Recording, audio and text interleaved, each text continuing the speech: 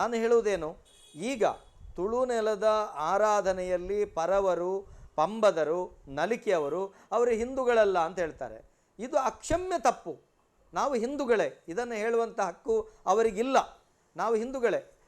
ನಾವು ನಮ್ಮಲ್ಲಿ ಮತ್ತು ಪುನಃ ನಮ್ಮನ್ನು ನಾವು ಮೊದಲೇ ಶೋಷಿತರು, ನಾವು ಪರಿಶಿಷ್ಟ ಜಾತಿಯವರು, ನಮ್ಮನ್ನು ಮತ್ತು ಸಮಾಜದಿಂದ ಕಿತ್ತೆಸೆಯುವಂಥ ಒಂದು ಹುಚ್ಚಾಟ ಆಡೋದು ಅವರೆಲ್ಲ ಬೇಡ. ಯಾಕಂತೇಳಿದರೆ ನಾವು ಬಹಳ ಪ್ರೀತಿಯಿಂದ ಹಿಂದೂ ಸಮಾಜ ನಮ್ಮನ್ನು ನಡ್ಕೊಳ್ತಾ ಇದೆ. ಬ್ರಾಹ್ಮಣರಿಂದ ಹಿಡಿದು ಕಟ್ಟ ಕಡೆಯ ಕೊರಗ ಸಮುದಾಯದವರೆಗೆ ನಾವೆಲ್ಲರೂ ಒಂದೇ ಬಂಧುಗಳಾಗಿ ದೈವದ ಕೊಡಿಯಡಿ ಬದುಕ್ತಾ ಇದ್ದೇವೆ. ತುಳುವಲ್ಲಿ ಹೇಳುವುದಂತಿದ್ರೆ ನೂಲು ಪಾಡಿನಾಯರ್ದ ಪತ್ತದು ದೋಲು ಪಾಡ್ನಾಯ ವರೆಮುಟ್ಟ ಅಂತೇಳಿ ನುಡಿಕಟ್ಟಿದೆ. ನಮ್ಮ ಕೊಡಿಯಡಿಯಲ್ಲಿ ಎಲ್ರಿಗೂ ಮೌಲ್ಯ ಇದೆ.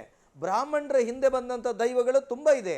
ಬಾರೆ ಬೈಲ ಭಟ್ಟಿರು, ದೇರೆ ಬೈಲ ಭಟ್ಟಿರು, ಗಂಗುನಿಮಾರ, ಕೇಶವ ಭಟ್ಟಿರು, ಕೊರಂಗೇಲ ಮಯ್ಯರು, ಇವರ ಹಿಂದೆ ಜಾರಂತಾಯ ದೈವ ಬಂದಿದೆ. ನಾನಿಲ್ಲಿ ಹೇಳುವಂಥದ್ದು, ಬ್ರಾಹ್ಮಣರು ಕೂಡ ಇಲ್ಲಿ ಯಾರು ಬರ್ತಾರೆ ಅವರೆಲ್ಲರೂ ದೈವಾರಾಧನೆ ಮಾಡ್ತಾರೆ. ಸಾಬಿ ಕಂಬತ್ತರಂತೇಳಿ, ಸಾಲು ಕಂಬತ್ತರಂತೇಳಿ ಬಂಟ್ವಾಳದಲ್ಲಿ ಒಬ್ಬ ಕ್ರಿಶ್ಚಿಯನ್ ವ್ಯಕ್ತಿ ದೈವಗಳಿಗೆ ಸಾನ ಕಟ್ಟಿ ನೇಮ ಕೊಟ್ಟಿರುವಂಥ ಈ ಉದಾಹರಣೆ ಈವಾಗಲೂ ಇದೆ. ಅಂತೋನಿ ಅಂತೇಳಿ ಉಳ್ಳಾಲ ಉಳಿಯದಲ್ಲಿ ಒಂದನೇ ಗುತ್ತಾಗಿ ಕ್ರಿಶ್ಚಿಯನ್ ಸಮುದಾಯ ಇರುವಂಥದ್ದು ಈಗಲೂ ಇದೆ.